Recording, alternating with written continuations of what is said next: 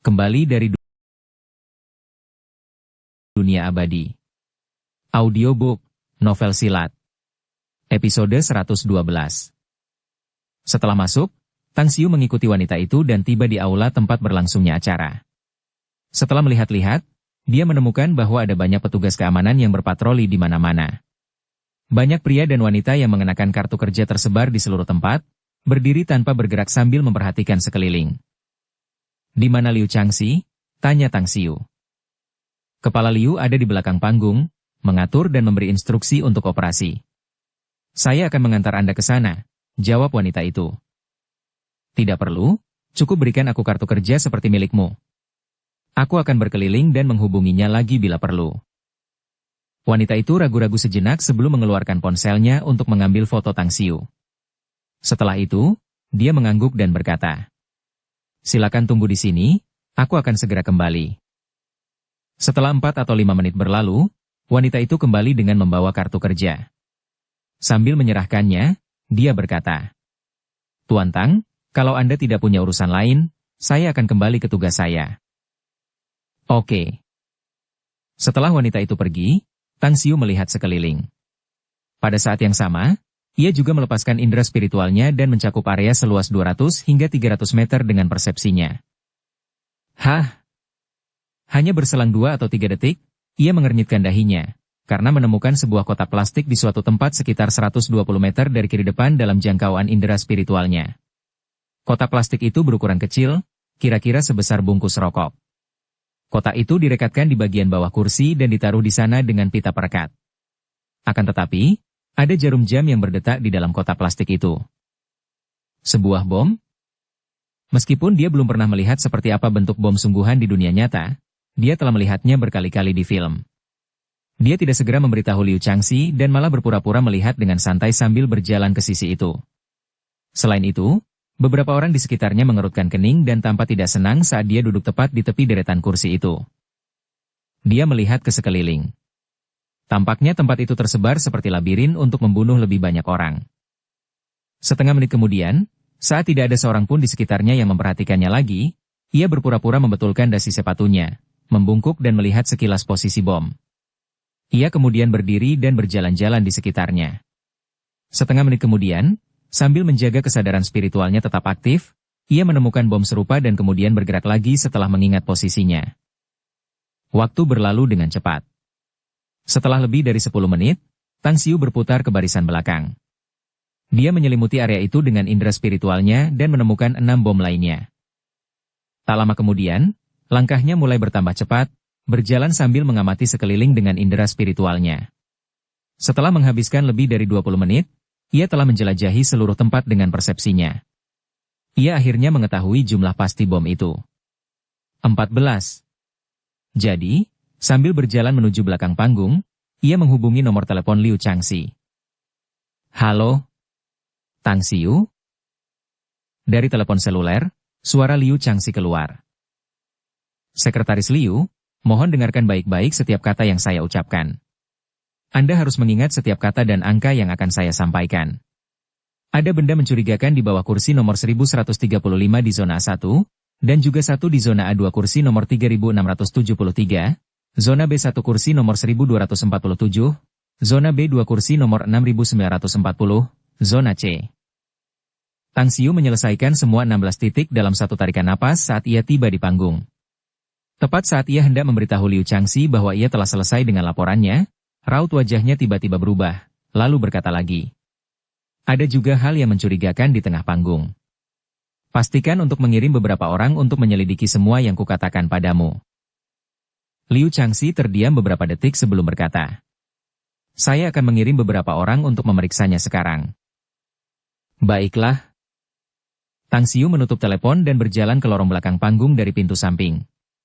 Dia sengaja berjalan perlahan sambil melepaskan indera spiritualnya untuk memeriksa setiap tempat, setiap area, dan bahkan tempat yang paling terpencil. Saat ini, Liu Changxi memimpin anggota inti dari 2 badan keamanan dan memasuki tempat tersebut dari pintu samping ke arah lain. Di sebelahnya ada pemuda yang sebelumnya membukakan pintu untuk Tang Xiu. Dia tampak tidak puas ketika berbicara. "Ketua, saya rasa kita tidak perlu peduli dengan laporan Tang Xiu.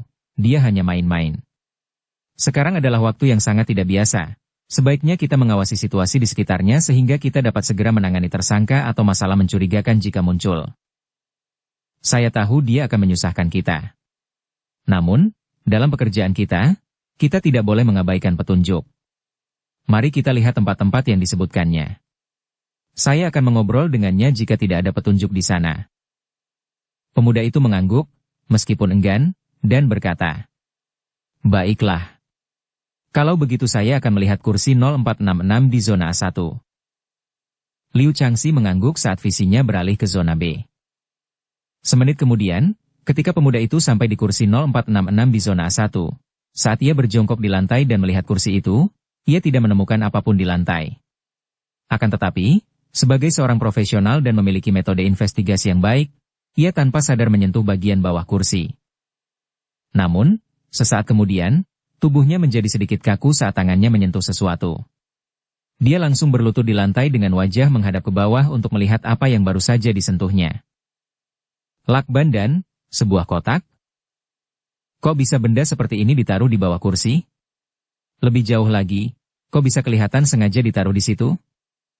Bab 466, Takut. Raut wajah pemuda itu berubah drastis. Ia segera menekan tombol pada earphone nirkabelnya dan segera melaporkan. Kepala Liu, saya baru saja menemukan sesuatu di bawah kursi nomor 0466 di zona A1. Meskipun saya tidak dapat memastikan apa itu, kotak seukuran bungkus rokok itu direkatkan di bagian bawah kursi oleh seseorang. Tunggu aku. Liu Changxi belum tiba di tempat lain yang dilaporkan Tang Xiu ketika dia tiba-tiba mendengar suara pemuda itu di earphone-nya. Raut wajahnya langsung berubah dan dia setengah berlari menuju zona A1. Ketika dia tiba di samping pemuda itu, dia langsung berlutut dan bertanya, "Apakah kamu sudah memeriksanya?" Pemuda itu telah mengambil kotak hitam kecil dari bawah kursi. Setelah mendengar pertanyaan Liu Changxi, sekilas ketidakpercayaan melintas di matanya saat dia bergumam pada dirinya sendiri. Ada suara klik kecil dan bau mesiu. Jika kesimpulanku benar, ini pasti bom, dan kemungkinan besar itu adalah bom waktu. Ekspresinya berubah drastis. Liu Changxi tiba-tiba teringat Tang Xiu yang melaporkan lebih dari 10 lokasi. Dia segera berteriak melalui earphone nirkabelnya, "Pasukan penjinak bom, segera pergi ke zona 1, kursi 0466. Sebuah bahan peledak mencurigakan telah ditemukan di sini." Setelah mengatakan itu, dia dengan hati-hati mengambil kotak kecil berwarna hitam dari tangan pemuda itu. Menciumnya, dia mengangguk dan berkata, "Penilaianmu seharusnya tidak salah. Ini memang bom waktu. Cepat pergi ke tempat-tempat lain yang dilaporkan Tang Xiu. Jika ini benar-benar bom waktu, dan jika semua tempat lain yang dilaporkan Tang Xiu sama, maka aku khawatir sesuatu yang besar pasti akan terjadi." Ekspresi pemuda itu berubah serius.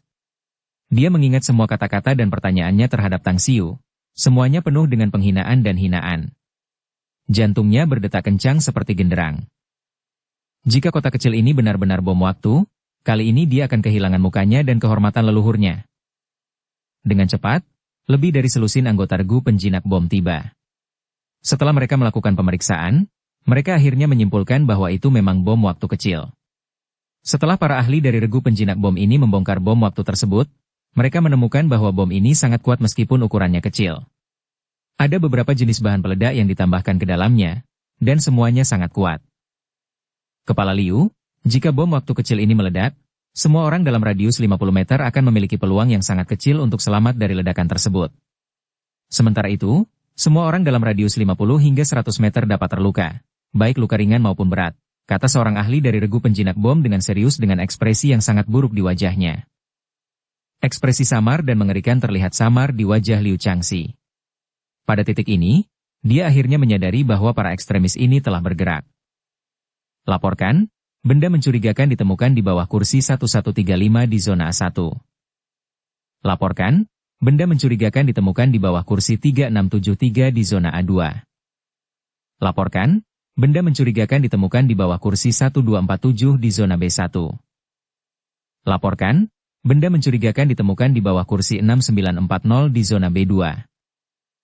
Berbagai laporan terdengar melalui earphone-nya. Liu Changxi menggigil dan berteriak, "Ambil semua benda yang kalian temukan dan segera kirimkan ke panggung. Anggota regu penjinak bom, kalian harus segera membawanya pergi dari tempat konser. Benar, ada juga satu di bawah panggung, jadi pergilah ke sana dan temukan. Setuju? Berbagai petugas polisi, anggota Kementerian Keamanan Negara, dan anggota regu penjinak bom sibuk di aula tempat berlangsungnya acara. Mereka dengan cepat menemukan bom waktu dan mengumpulkannya ke dalam kotak yang terbuat dari bahan khusus. Setelah menarik napas dalam-dalam, Liu Changxi menghubungi nomor ponsel Tang Xiu. Tang Xiu, aku harus menemuimu sekarang. Beri aku waktu 3 menit. Sampai jumpa di panggung. Tang Xiu membalas dan kemudian menutup telepon. Saat itu, ia berdiri di depan tong sampah sambil melepaskan indera spiritualnya. Ia menemukan beberapa botol kaca berisi darah dan setengah kotak peniti di dalamnya. Ia masih ingat menemukan beberapa peniti di stadion. Meskipun peniti-peniti ini ditempatkan dengan sangat tersembunyi, peniti-peniti itu dapat dengan mudah menusuk penonton jika penonton duduk di kursi tanpa menghiraukannya. Awalnya dia tidak terlalu peduli dengan benda itu, karena benda itu tidak akan terlalu sakit jika menusuk seseorang. Paling parah, benda itu akan terasa seperti digigit semut, dan rasa sakitnya hanya sebentar. Namun, saat mendapati darah dalam botol kaca yang dibuang bersama setengah kotak peniti, dia berpikir ada sesuatu yang aneh. Setelah kembali ke panggung, Tang Xiu menatap Liu Changxi yang muram dan berkata, "Sekretaris Liu, apakah semua benda yang saya sebutkan kepada Anda sudah dikeluarkan?" "Ya, semuanya sudah dikeluarkan, tetapi ada beberapa yang tidak dikirim ke sini." Liu Changxi mengangguk pelan.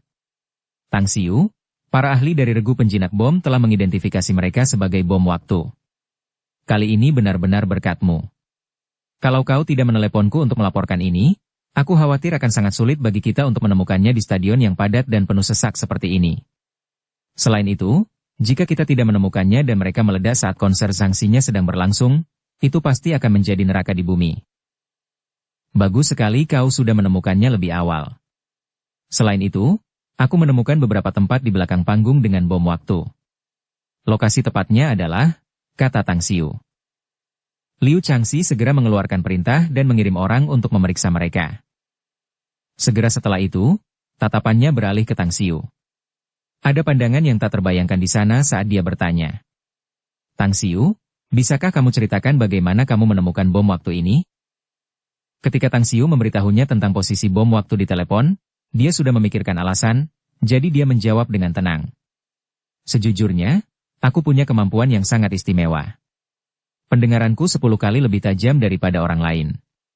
Selain itu, indera jarak dan fokusku juga berada di luar apa yang dapat divisualisasikan oleh orang biasa. Oleh karena itu, aku dapat menentukan lokasi benda-benda ini dari rotasi penunjuk di kotak-kotak kecil itu." "Hebat sekali," seru Liu Changxi kaget. "Namun, Sekretaris Liu, saya harap Anda membantu saya menjaga rahasia ini," kata Tang Xiu sambil tersenyum tipis. Liu Changxi mengangguk berulang kali. Tatapan matanya tampak berapi-api. Ia menatap Tang Xiu dan berkata, "Tang Xiu, apakah kamu bersedia bergabung dengan Biro Keamanan kami? Aku jamin kamu akan mendapatkan perlakuan terbaik jika kamu bersedia bergabung dengan departemen kami. Selain itu, aku juga dapat menjamin bahwa kamu pasti akan naik ke puncak di masa depan." "Maafkan aku tidak tertarik," kata Tang Xiu sambil menggelengkan kepalanya.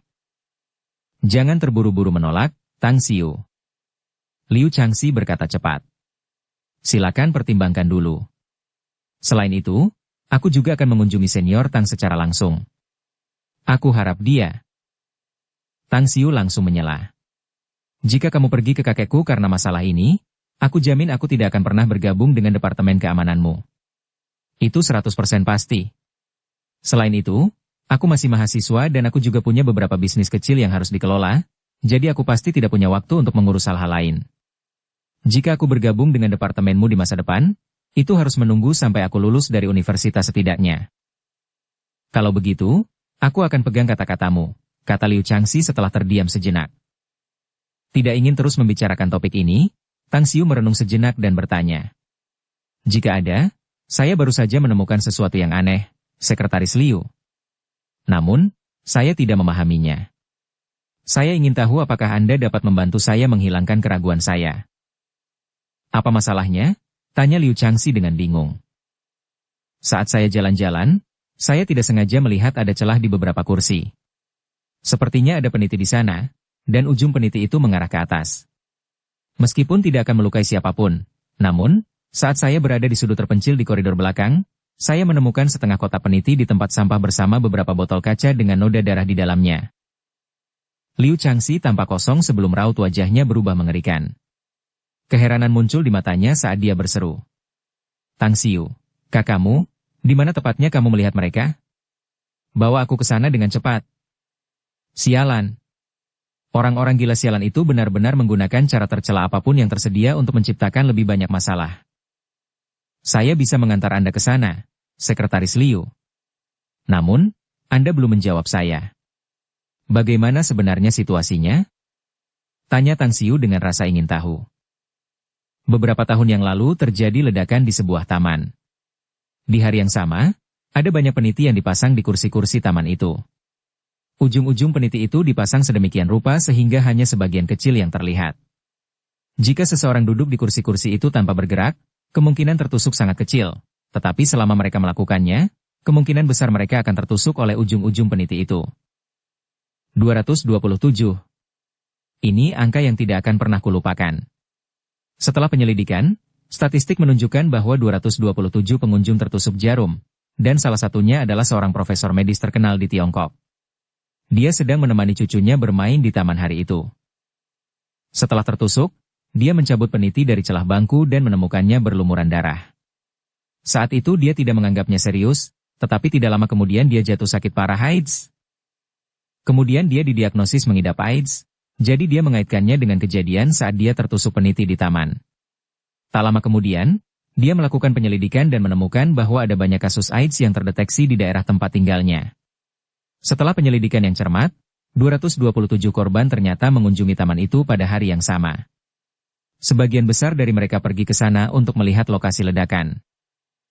Tang Xiu terdiam dan tercengang setelah mendengarkan narasi Liu Changxi.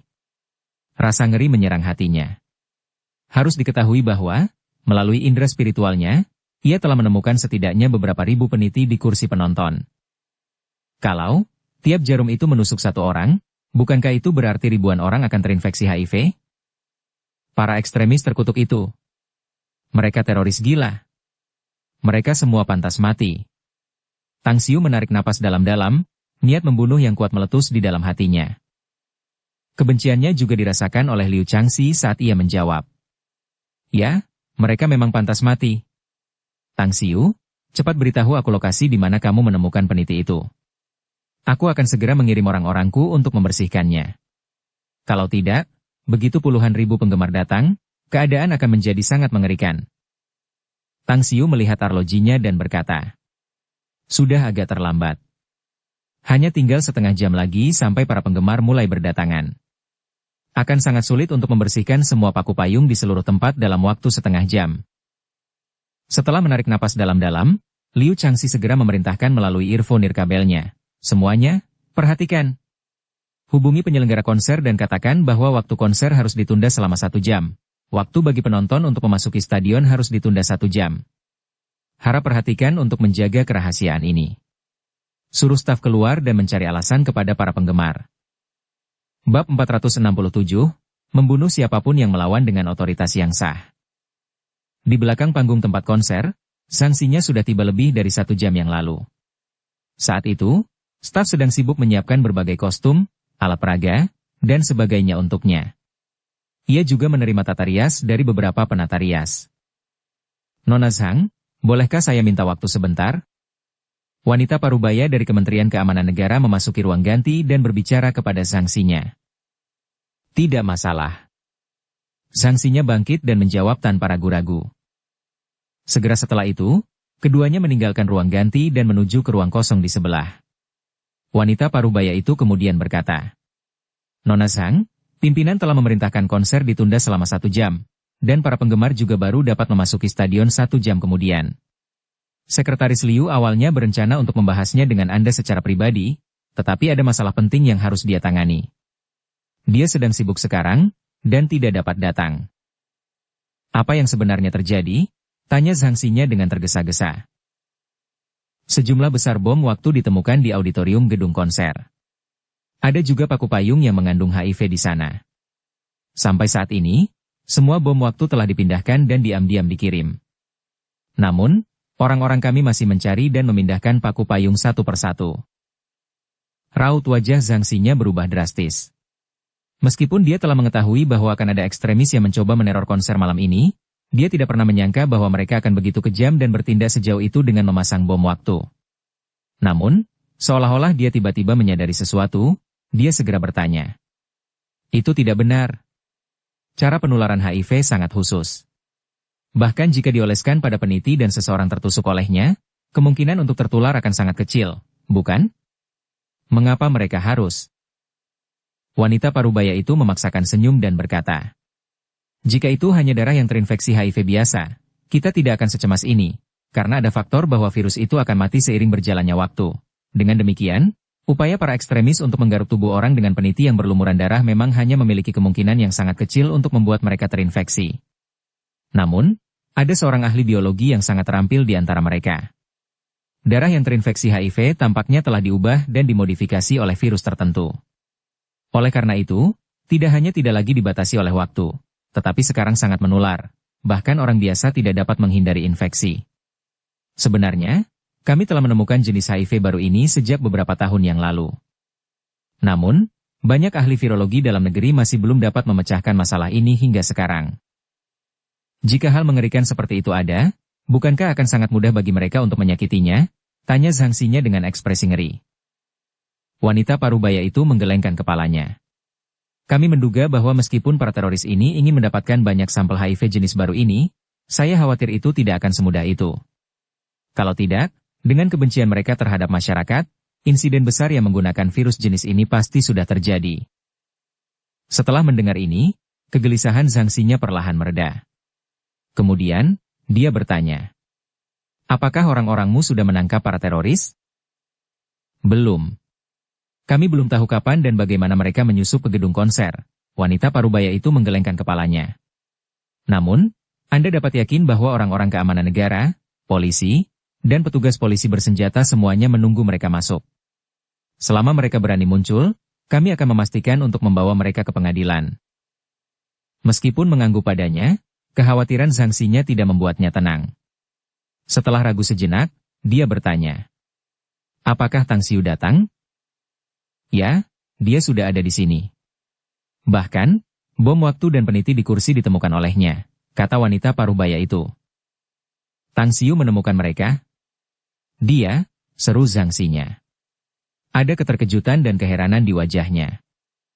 Dia benar-benar sangat terampil, dan sekarang bekerja sama dengan Sekretaris Liu untuk melakukan penyelidikan menyeluruh di dalam aula konser, kata wanita parubaya itu. Setelah mendengar ini, Zhang Xinya tiba-tiba merasa lega. Dia telah melihat akal Tang Xiu, dan dia sudah tahu bahwa Tang Xiu adalah karakter yang sangat kuat. Fakta bahwa dia menemukan semua bom waktu dan peniti menunjukkan bahwa dia lebih terampil daripada yang dia ketahui. Dengan adanya Tang Xiu di sini, dia tiba-tiba merasa sangat lega. Selama sesi persiapan di dalam aula konser, hampir 100 petugas keamanan dan polisi melakukan penyelidikan dengan hati-hati, karena Liu Changxi secara pribadi mengeluarkan perintah bahwa setiap kursi harus diperiksa lagi. Oleh karena itu alasan ketekunan semua orang. Bersikaplah lebih cepat dan berhati-hatilah saat memeriksanya. Berdiri di samping Tang Xiu, Liu Changxi dengan cepat memberi perintah melalui earphone nirkabelnya. Sementara Tang Xiu diam-diam bersandar di panggung dengan sebatang rokok di tangannya, matanya berkedip dengan tatapan penuh pertimbangan. Metode yang digunakan oleh para teroris menyebabkan Tang Xiu menolak untuk percaya bahwa mereka hanya memiliki dua rencana. Mereka mungkin sudah menyadari bahwa peluang bom waktu dan HIV ditemukan lebih awal sangat tinggi, jadi mereka pasti merencanakan rencana jahat dan kejam lainnya. Namun, apa itu? Meskipun Tang Xiu memiliki pengetahuan dan pengalaman, namun itu semua berasal dari dunia abadi. Dia agak tidak menyadari berbagai metode berbahaya yang dapat digunakan seseorang di era teknologi tinggi saat ini. Sekretaris Liu, tolong selesaikan pekerjaanmu, aku akan jalan-jalan di luar. Mungkin ada beberapa penemuan lain. Tang Xiu mematikan puntung rokoknya dan membuangnya ke tempat sampah di dekatnya. Tang Xiu, tunggu. Aku akan meminta 2 orang untuk melindungimu secara rahasia. Kata Liu Changxi cepat. Tidak perlu, terima kasih, kata Tang Xiu sambil melambaikan tangannya. Liu Changxi tampak kosong, menatap punggung Tang Xiu yang langsung pergi. Setelah merenung sejenak, dia memberi isyarat tangan kepada dua pria parubaya yang tidak jauh darinya. Hari ini, penampilan Tang Xiu benar-benar luar biasa. Kemampuan khususnya sungguh luar biasa dan otaknya yang cermat membuat Liu Changxi sangat puas. Oleh karena itu, ia sangat berharap Tang Xiu dapat bergabung dengan Kementerian Keamanan Negara, mengabdi kepada negara sekaligus memberi manfaat bagi rakyat. Dalam situasi berbahaya seperti itu, dia harus memastikan keselamatan Tang Xiu. Tentu saja, ada alasan lain, yaitu identitasnya yang khusus. Saat Tang Xiu berjalan keluar, dia menyadari dengan jelas dua orang di belakangnya. Namun, dia tidak berhenti, dan hanya diam-diam memaksakan senyum. Setelah meninggalkan pintu masuk selatan, tidak ada seorang pun yang menghentikannya karena kartu kerja tergantung di lehernya, menjamin haknya untuk masuk dan keluar dengan bebas. Di sana, Tang Xiu melihat 4 baris antrean yang sudah sangat panjang. Dia juga melihat antisipasi di wajah para penggemar. Mereka juga membawa poster dan tongkat cahaya Zhangxi-nya. Diam-diam dia mendesah dan meratapi pesona yang dimiliki para idola. Krisis besar seperti itu membayangi konser ini, tetapi para penggemar biasa ini tidak menyadarinya. Mereka hanya membawa kegembiraan, harapan, dan antisipasi itu bersama diri mereka sendiri, menantikan untuk melihat idola mereka dan dapat melihat penampilan idola mereka dengan mata kepala mereka sendiri. Sesungguhnya di balik kekuatan dan kemampuan yang besar terdapat tanggung jawab yang besar pula. Kalimat ini tiba-tiba muncul dalam pikirannya. Sebenarnya, meskipun dia dan Zhangxi-nya bukan teman, dia akan tetap mengambil inisiatif untuk membantu jika dia tahu akan ada insiden teroris malam ini. Meskipun dia tidak percaya pada pepatah yang mengatakan, menyelamatkan nyawa seseorang lebih baik daripada membangun pagoda 7 lantai untuk dewa. Namun, dia tidak ingin melihat neraka di bumi di era yang damai ini. Dia mengeluarkan ponselnya dan menghubungi nomor ponsel Xing Li. Setelah panggilannya tersambung, dia berbisik. Bagaimana keadaanmu? Apakah kamu menemukan orang yang mencurigakan di luar? Kami telah menemukan 2 orang, bos. Kami masih dalam status pengawasan sampai sekarang dan belum mengambil tindakan. Suara Xing Li terdengar dari telepon genggam. Raut wajah Tang Xiu berubah, lalu berkata dengan suara berat. Konser akan ditunda selama 1 jam, dan waktu bagi penonton untuk memasuki tempat pertunjukan juga akan ditunda selama 1 jam. Kalian harus berusaha dan melakukan segala cara yang mungkin untuk mencari tahu sebanyak mungkin ekstremis. Jangan bertindak gegabah, dan tunggu beberapa saat hingga kalian akan memasuki tempat pertunjukan. Setelah itu, peras informasi tentang ekstremis lainnya dari mereka. Oke, jawab Xing Ling dengan nada serius. Namun, setelah terdiam selama 2 detik, ia lalu bertanya. Bos, kalau mereka ekstremis, bagaimana kita menghadapi mereka? Jika kau bisa menangkap mereka hidup-hidup, biarkan mereka hidup. Jika tidak, bunuh saja mereka, kata Tang Xiu. Ingatlah bahwa teroris ini sangat berbahaya. Kau harus memperhatikan keselamatanmu. Mengerti, bos? Jawab Xing Li. Satu hal lagi. Saat para ekstremis mulai beraksi, jangan sampai ketahuan, kata Tang Xiu sekali lagi. Banyak penggemar yang datang untuk konser malam ini. Jika terjadi peristiwa berdarah di sini, itu akan menimbulkan kepanikan, dan kekacauan di antara puluhan ribu orang akan menjadi peristiwa yang sangat serius. Setuju, jawab Xing Li lagi. Setelah menutup telepon, Tang Xiu melepaskan indera spiritualnya dan perlahan berjalan menuju bagian belakang antrean. Dia perlu mengamati para penggemar secara diam-diam, untuk berjaga-jaga jika ada ekstremis yang bersembunyi di antara mereka. Dengan indera spiritualnya, dia yakin bahwa dia dapat dengan mudah mendeteksi beberapa petunjuk. Seperti dugaannya, saat ia berjalan pelan sejauh hampir 150 meter dan tiba di tengah 4 baris antrean, indera spiritualnya menangkap seseorang yang membawa belati tajam di antara para penggemar yang mengantre. Belati itu terbungkus sarung kulit hitam dan dikalungkan di paha kiri orang tersebut. Tang Xiu kemudian mendekati pria itu. Ketika pria itu membelakanginya, dia segera mengeluarkan ponselnya, dengan cepat mengambil fotonya, dan mengirimkannya ke Xing Li. Mencari dan berburu. Indera spiritual Tang Xiu telah memainkan peran besar hari ini. Sebanyak 4 orang dengan senjata berbahaya terdeteksi oleh Tang Xiu di antara puluhan ribu orang yang berbaris dari 4 pintu masuk, timur, selatan, barat, dan utara.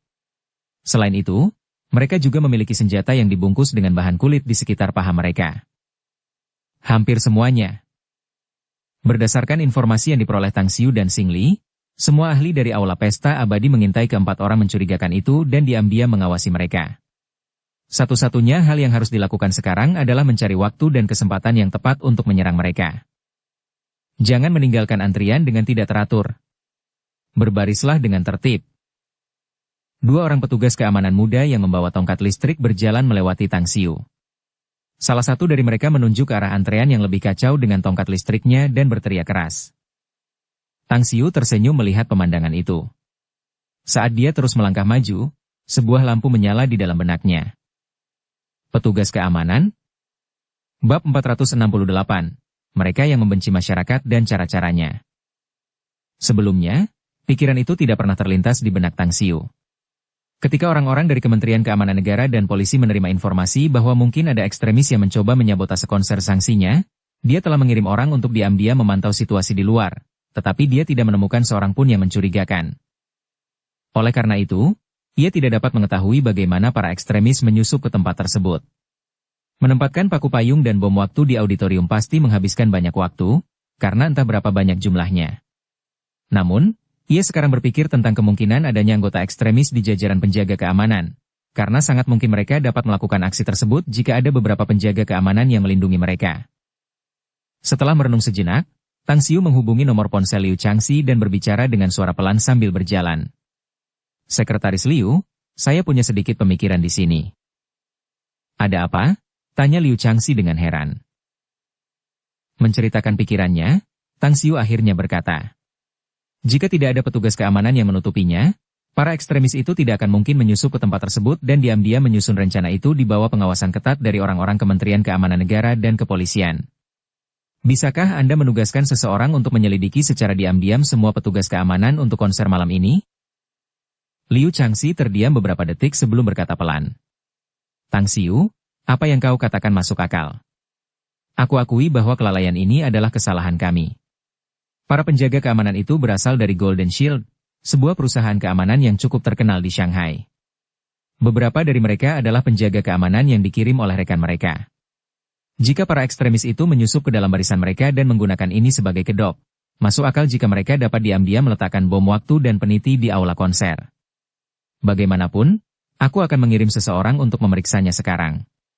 Tidak peduli seberapa sulitnya, kita harus segera menangkap orang-orang yang mencurigakan itu begitu kita menemukan mereka. Beritahu anak buahmu untuk berhati-hati, para ekstremis sangat berbahaya. Jika mereka tahu bahwa mereka telah terekspos, saya khawatir mereka akan melancarkan serangan bunuh diri atau semacamnya, kata Tang Xiu. Tentu saja, aku sangat menyadarinya. Suara Liu Changxi menjawab. Di atap gedung pencakar langit yang berjarak 1,5 km dari Newell Center, seorang lelaki tua berambut putih sedang memegang teleskop militer dan mengamati situasi di sekitar Newell Center. Di sampingnya ada seorang lelaki tua bernama Old Wolf yang sedang merokok dan bermain-main dengan Desert Eagle. Hei, serigala tua, aku agak gelisah, dan aku tidak tahu kenapa. Old Wolf mendongak sedikit dan menjawab dengan acuh tak acuh. Tidak masalah, itu karena kamu tidak cukup baik. Aku tidak peduli apakah kita berhasil atau aku akan mati. Kita telah bertarung dengan otak dan nyali dengan para bocah nakal dari Kementerian Keamanan Negara dan polisi selama bertahun-tahun. Kita bahkan telah membuat mereka makan kotoran beberapa kali. Alasan kamu tidak merasa baik bukanlah karena kamu cemas, tetapi karena kamu belum pernah melakukan sesuatu sebesar ini sebelumnya. Lelaki tua itu meletakkan teropongnya dan menoleh ke arah serigala tua. Senyum muncul di wajahnya yang sudah tua saat ia berkata, Serigala tua, aku sendiri tidak pernah punya masalah dari awal sampai sekarang. Tapi kau, mengapa kau membenci orang dan membenci negara ini? Old Wolf mendengus dingin. Adik perempuanku kelaparan dan meninggal di panti asuhan. Adik laki-lakiku, yang dituduh secara salah, dijebloskan ke penjara dan membusuk di balik jeruji besi selama 9 tahun. Tepat pada hari dia keluar dari penjara, dia mengalami kecelakaan lalu lintas dan meninggal. Uang yang aku gunakan untuk pergi ke luar negeri adalah kompensasi atas pemenjaraan adikku. Sementara pelakunya, yang menabrak dan membunuhnya, melarikan diri. Itu sangat tragis, sangat menyedihkan, kata lelaki tua itu sambil mendesah. Bagaimana denganmu? Tanya serigala tua dengan dingin. Lelaki tua itu tersenyum. Pandangannya memandang jauh ke utara. Setelah beberapa lama, ia berkata dengan enteng. Tahukah kau penyakit menular yang membuat panik di negeri ini lebih dari 10 tahun yang lalu? Istriku, yang hanya demam ringan, ditangkap dan dikurung di area karantina dan harus tetap dekat dengan mereka yang benar-benar terinfeksi. Akibatnya, ia meninggal, meninggalkan aku dan anakku. Kamu punya anak? Tanya serigala tua.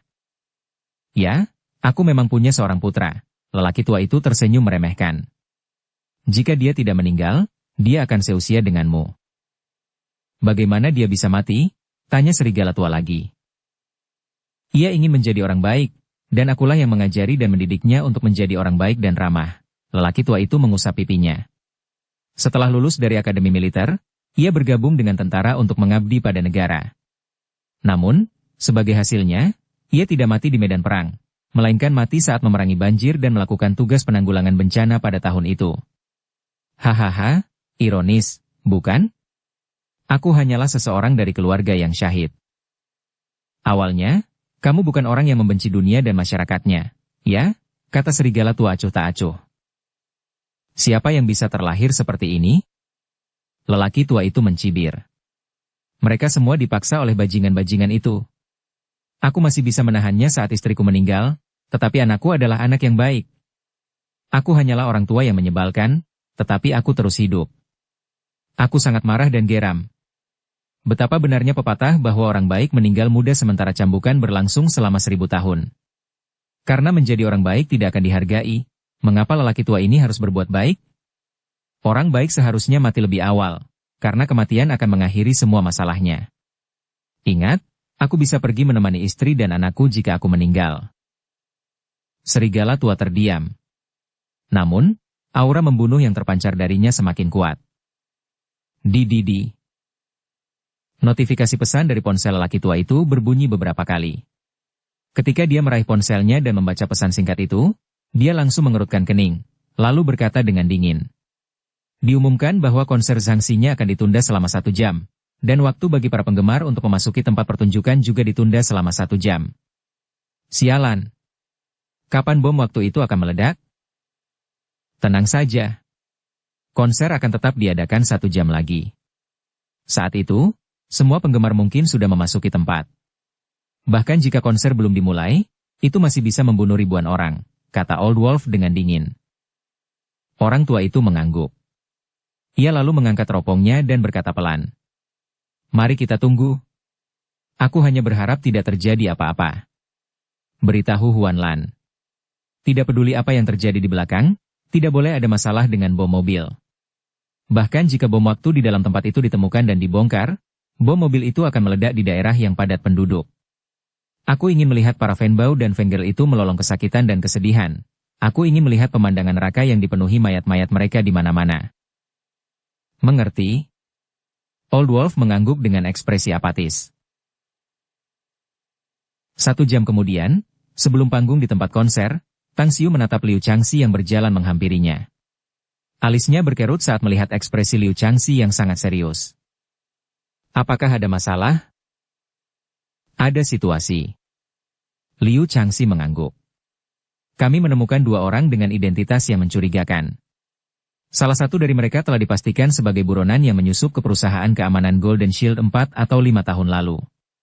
Sedangkan untuk yang satunya, kami telah menyelidiki identitasnya dan menemukan bahwa ia menggunakan identitas palsu. Jadi, bisa dikatakan, ada masalah yang sangat serius dengannya. Ketika orang-orang kami mencoba menangkapnya, ia melukai salah satu anggota kami dengan parah. Menghadapi penangkapan, ia menusuk jantungnya sendiri dengan pisau. Karena bisa menemukan mereka, ini berarti kita telah membuat kemajuan. Kalau mereka mati, biarkan saja mereka mati. Kematian orang gila pembenci manusia seperti itu berarti semua masalah yang bisa mereka timbulkan tidak ada lagi. Liu Changxi memaksakan senyum pahit. Yang paling saya khawatirkan sekarang adalah apakah teroris lainnya tidak takut mati seperti ini. Itu akan menjadi masalah besar. Ada banyak kasus mengerikan di luar negeri, dan saya yakin Anda juga telah mendengar bahwa serangan bunuh diri bisa sangat merusak. Maksudmu? Kata Tang Xiu sambil mengerutkan kening. Ya, saya khawatir mereka akan benar-benar putus asa dan menjadi gila sehingga membawa bom ke New World Center. Itu masalah besar. Kekuatan ledakan bom terlalu besar. Kita akan tamat jika mereka memiliki banyak bom berdaya ledak tinggi.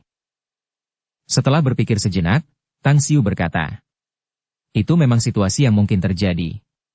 Oleh karena itu, saya pikir kita harus melakukan tindakan pencegahan untuk ini. Polisi dan pasukan polisi bersenjata harus difokuskan pada pusat dunia baru dan berpatroli secara menyeluruh serta memeriksa semua area. Sebaiknya semua jalan raya utama dalam radius 2 km juga ditutup. Ini akan membuat musuh waspada, kata Liu Changxi. Itu memang akan membuat musuh waspada. Tapi itu lebih baik daripada memperbaiki kandang setelah domba-dombanya dicuri, bukan? Bantah Tang Xiu enteng. Setelah berpikir sejenak, Liu Changxi lalu berkata dengan enggan. Baiklah. Sekalipun kita tidak dapat sepenuhnya mengadili para teroris kali ini, kita harus memastikan keselamatan warga. Saya akan mengaturnya sekarang. Setelah berkata demikian, dia berbalik dan pergi. Sambil diam-diam menatap kepergiannya hingga menghilang di pintu samping, Tang Xiu kemudian melihat ke arah para penggemar yang terus berdatangan ke tempat tersebut. Ia mengetik pesan dan mengirimkannya ke Xing Li, bertindak sekarang. Di luar New World Center, antrean panjang di pintu masuk timur perlahan bergerak maju. Dua pakar wanita dari Aula Pesta Abadi memegang poster di dekat bagian depan, bergerak maju bersama arus pemuda. Apa yang terjadi padamu, suamiku? Ahli wanita dari Aula Pesta Abadi tiba-tiba memegang pinggang pemuda itu, sementara tangannya yang lain menekan titik mematikan pemuda itu. Seberkas ki primordial sejati menyerbu titik akupuntur kematian pemuda itu, menyebabkan pupil matanya tiba-tiba tertutup, tubuhnya menjadi kaku dan tidak bergerak. Ahli wanita lainnya memegang lengannya yang lain, saat lanset tajam menusuk titik di bawah bahunya, yang merupakan titik mata air tertinggi yang sangat penting. Retakan. Sementara pergelangan tangan pemuda itu remuk, titik akupunturnya yang bisu juga terkena. Di mata kedua wanita lain yang menyaksikan kejadian itu, pemuda itu hanya disangga di tengah kelompok dari belakang punggungnya. Meskipun demikian, gangguan kecil itu tidak menarik perhatian banyak orang. Saat kedua wanita itu muncul di bagian terakhir antrian, mereka dengan cepat mengamati sekeliling lalu melepaskan pemuda itu, berjalan dan menariknya pergi. Di pintu masuk selatan, ada dua ahli wanita dari Aula Pesta Abadi. Ketika mereka sudah dekat dengan pria paruhbaya yang mereka awasi, salah satu wanita langsung menggorok lehernya dan dengan cepat mundur ketika pria itu mengangkat tangannya untuk menutupi tenggorokannya. Mereka melakukan aksi. Aksi itu dilakukan dengan sangat baik sehingga dengan cemas berteriak dan mendorong pria parubaya itu ke bagian belakang antrian. Di pintu masuk barat dan utara, pembunuhan juga dilakukan oleh dua orang ahli wanita dari Aula Pesta Abadi. Mereka berhasil membunuh target secara diam-diam di tengah kerumunan yang berdatangan. Mereka bahkan membawa pergi mayat-mayat itu tanpa memberitahu siapapun. Dukung channel Novel Silat dengan subscribe, follow, like, komen dan share. Bab 469, Lari. Dari atap gedung pencakar langit yang berjarak 1,5 km dari New World Center, Old Wolf masih duduk di sana sambil terus menghisap rokok. Sedangkan lelaki tua itu, ia memegang teropong dan terus-menerus mengawasi pintu masuk timur dan selatan New World Center. Pada saat itu, dua pria setengah baya yang berpenampilan biasa dan tinggi tiba. Mereka membawa koper kulit hitam saat sampai di atap. Salah satu dari mereka membuka koper hitam itu tanpa bicara, mengeluarkan laptop dan peralatan lainnya. Kau terlambat, Merpati, kata lelaki tua itu setelah menoleh dan melirik dengan ekspresi dingin. Pria parubaya yang mengoperasikan laptop itu berkata, Anda tahu, saya sudah sangat senang berada di sini hari ini. Saya tidak akan ikut serta dalam operasi ini jika saya tidak menemukan orang-orang yang akan dikuburkan bersama ibu saya. Kilatan dingin melintas di mata lelaki tua itu, saat dia berkata dengan dingin. Perkutut, karena kamu telah bergabung dengan organisasi kami, kamu tidak akan bisa menjalani hidup yang mudah dan nyaman kecuali kamu mati. Perlakuan yang kamu terima adalah yang terbaik. Jadi jangan mengecewakanku dalam hal ini. Turtledov tidak menanggapi. Jari-jarinya mengetik cepat pada keyboard laptop. Deretan kata-kata bahasa Inggris terus muncul sementara jendela-jendela kecil di layar secara bertahap menyala. Gambar-gambar di jendela-jendela kecil itu ternyata adalah rekaman setiap area di tempat konser. Little Jiu menghubungiku sejam yang lalu. Dia bilang bom waktu yang kita taruh di aula konser dan paku payung yang mengandung HIV telah ditemukan oleh orang-orang Kementerian Keamanan Negara dan polisi. Seharusnya sudah dibersihkan secara menyeluruh sekarang. 3 menit yang lalu aku masih menghubungi Little Jiu, tetapi dia tidak menghubungiku lagi sejak itu. Aku menduga dia mengalami kecelakaan atau semacamnya. Mata Turtledove terpaku pada layar laptop, tetapi mulutnya terus mengoceh dengan nada acuh tak acuh. Raut wajah lelaki tua itu berubah. Tepat saat dia hendak berbicara, tubuhnya tiba-tiba bergetar. Sial. Buktot baru saja mengalami kecelakaan. Ada 2 wanita. Ada yang salah, Baldi juga aneh. Siapa wanita-wanita itu? Bagaimana mereka bisa tahu? Dalam sekejap, lelaki setengah baya lainnya dan serigala tua mengambil teropong mereka dan mengarahkan pandangan mereka ke pintu masuk timur dan selatan. Melalui teropong mereka melihat bahwa kedua kawan mereka dipegang secara terpisah oleh 2 wanita dan dipisahkan dari antrean. Old Wolf kemudian mengalihkan teropongnya dari pintu masuk timur dan selatan ke arah gedung 3 lantai di dekat New World Center. Saat dia melihat gerakan yang tak henti-hentinya di depan matanya, raut wajahnya tiba-tiba berubah. Ledakan ketakutan dan ketidakpercayaan memenuhi matanya. Bagaimana mungkin itu dia? Old Wolf bukanlah orang yang takut mati. Ia bahkan sangat yakin bahwa kematiannya akan sangat terhormat dan bermartabat asalkan ia dapat menyeret ribuan orang untuk menemaninya ke liang lahat. Namun, ia benar-benar ketakutan setelah melihat orang-orang yang berjongkok di tengah taman sambil merokok. Mereka sesekali melihat ke arah gedung bertingkat 3, tempat 2 rekannya bersembunyi. Untuk pertama kalinya, ada beberapa sosok yang menjadi sumber mimpi buruknya. Selama bertahun-tahun di luar negeri, ia telah mengalami hal-hal mengerikan yang tidak pernah dibayangkan oleh orang biasa. Ia yang tidak takut mati, telah bertemu dengan beberapa orang yang dapat menimbulkan rasa takut di tulang-tulangnya. Saat ini, orang di depan matanya itu pasti salah satu dari mereka yang membuatnya takut. Lelaki tua itu meletakkan teropongnya. Ekspresinya muram dan suram. Ia terkejut saat menoleh dan melihat ketakutan di wajah serigala tua, meskipun sudah mengenal lelaki ini selama bertahun-tahun. Itu karena ia belum pernah melihat ketakutan seperti itu dari wajah serigala tua selama bertahun-tahun ini. Hei, serigala tua, apa yang terjadi? Old Wolf menyingkirkan teropong di tangannya dan menyelipkan pistol ke pinggangnya. Ia menarik napas dalam-dalam lalu berkata dengan suara berat dan dalam. Kita tinggalkan saja misi ini, atau yang akan menunggu kita hanyalah kematian. Kematian kita tidak akan berarti dan tidak bernilai apapun. Beri aku alasan. Aku butuh penjelasan, kata lelaki tua itu sambil mengerutkan kening. Itu iblis. Dia ada di Cina. Serigala tua terdiam beberapa detik sebelum akhirnya menjawab dengan pelan. Merpati itu mendongak tanpa tergesa-gesa dan bertanya dengan suara dingin. Iblis apa yang sedang kamu bicarakan? Kau adalah hacker papan atas di Cina, Turtledove.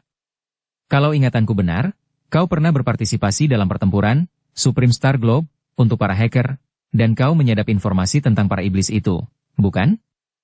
Mengenai siapapun yang berani menyebut diri mereka sebagai iblis, menurutmu ada berapa banyak, ya?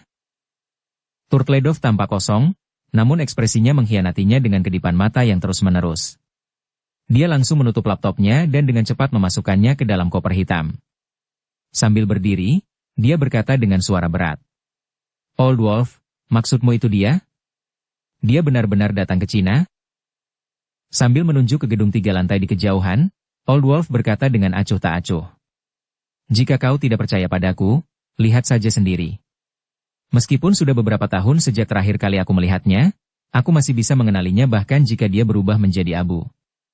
Bukankah kau selalu ingin tahu siapa yang meninggalkan bekas luka di dada kiriku? Itu dia. Dia membunuh 14 dari kita sendirian.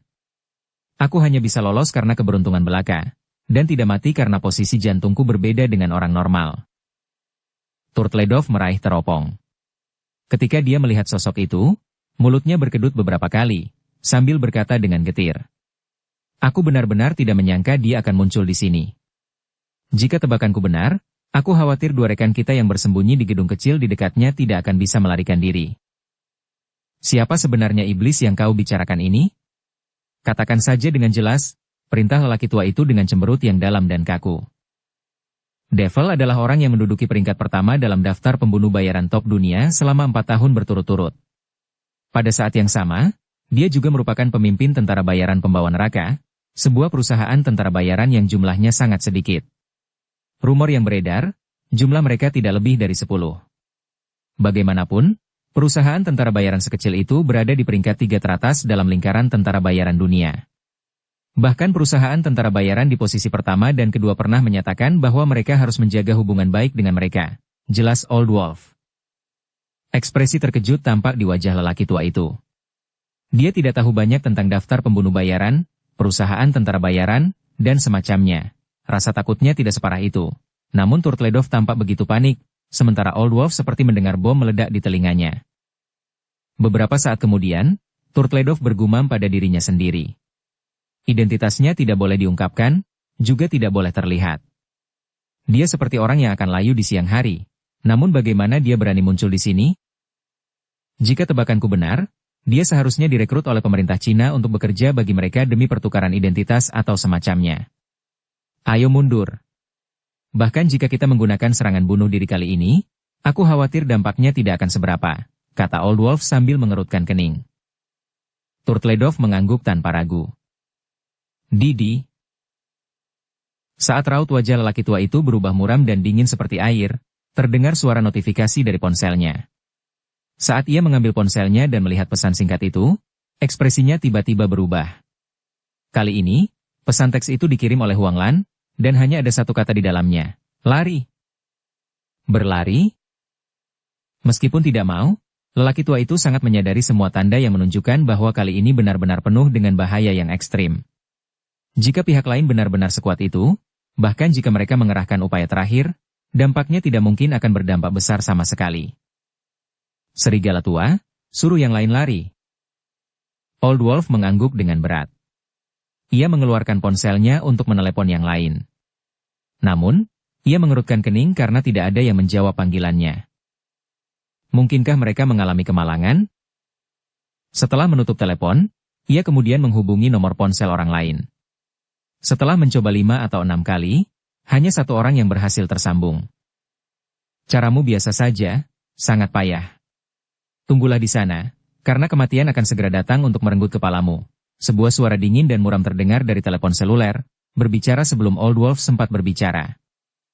Dengan ekspresi yang berubah drastis, serigala tua menggeram. Siapa kamu sebenarnya?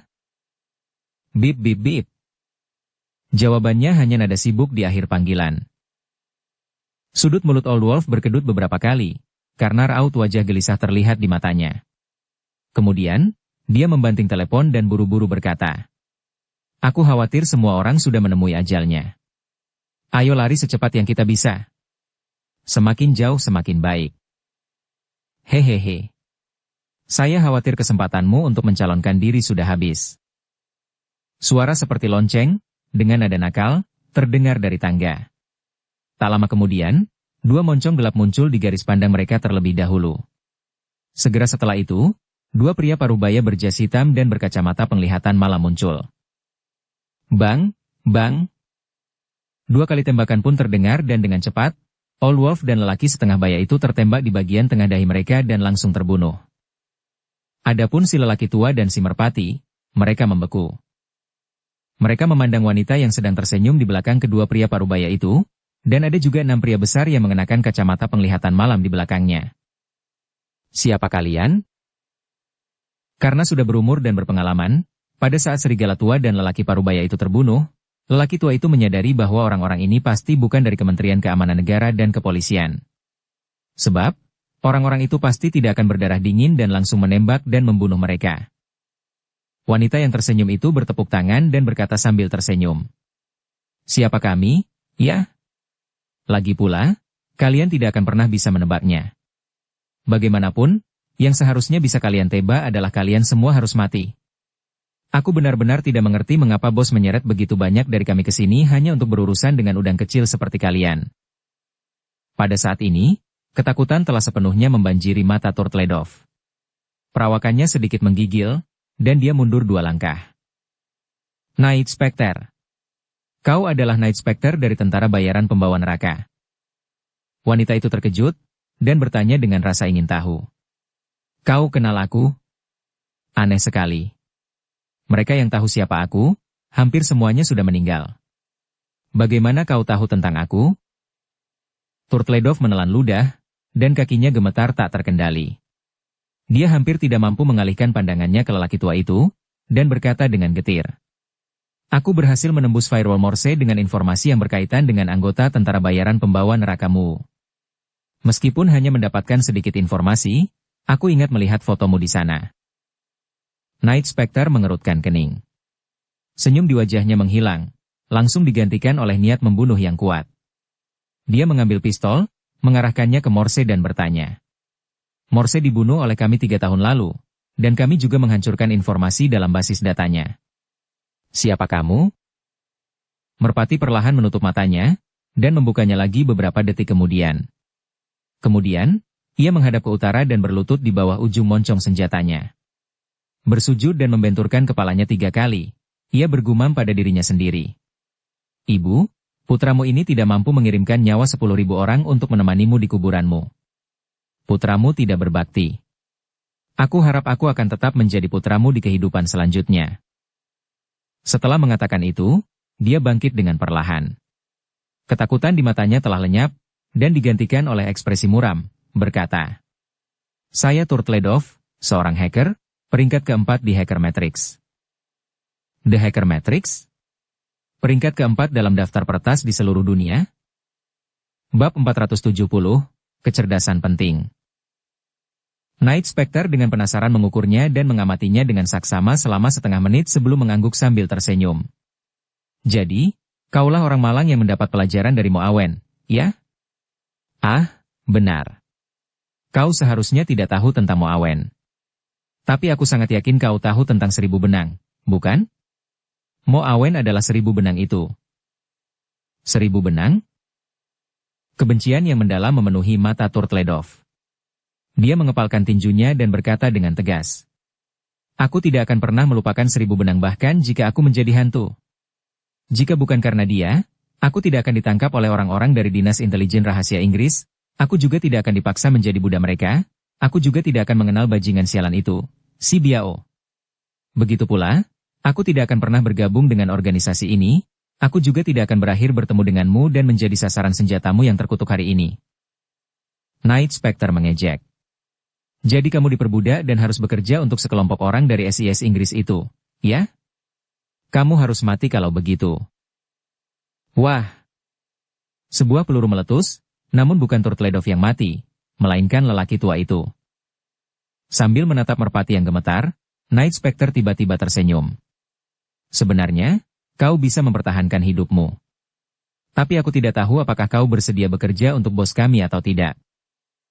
Siapa bosmu? Tanya Turtledov sambil mengerutkan kening. Kita semua adalah bagian dari aula pesta abadi.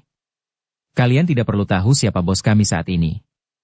Yang perlu kalian ketahui adalah bahwa begitu kalian memilih untuk bergabung dengan kami, hidup kalian selanjutnya akan menjadi milik bos kami.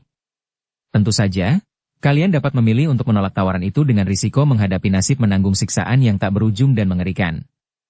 Tentu saja, bahkan jika kalian bergabung dengan aula pesta abadi kami, saya dapat meyakinkan kalian bahwa kalian juga mungkin menghadapi penderitaan yang hebat. Meskipun demikian, kalian tetap akan masuk neraka. Hanya butuh 10 detik bagi Turtledov untuk memikirkan tawaran itu, sebelum ia memberikan jawabannya dengan tegas. Saya setuju. Dengan ekspresi puas, Night Spectre mengangguk. Baiklah, karena kau sudah setuju, maka aku menyambutmu. Mengenai SIS di Inggris, mudah untuk mengurusnya. Kita hanya perlu menunjukkan foto mayatmu. Berkasmu pasti akan hanyut. Tepat saat suaranya jatuh, Night Spectre langsung muncul di hadapan Turtledov. Ia meraih belatinya dan mengiris ujungnya. Darah berceceran dari dada Turtledov dan membasahi sisi kiri wajahnya. Namun, Turtledov bertahan. Bahkan tidak ada suara yang keluar dari mulutnya, dia juga tidak jatuh karena serangan tiba-tiba itu. Saat seluruh wajahnya berubah bentuk, Night Spectre mengejutkannya dengan memukul titik akupuntur tata surya miliknya dengan tinjunya, menyebabkan dia langsung pingsan. Ambil fotonya dan bawa dia kembali. Bersambung ke episode 113. Dukung kami dengan subscribe, follow, like, komen dan share. Terima kasih.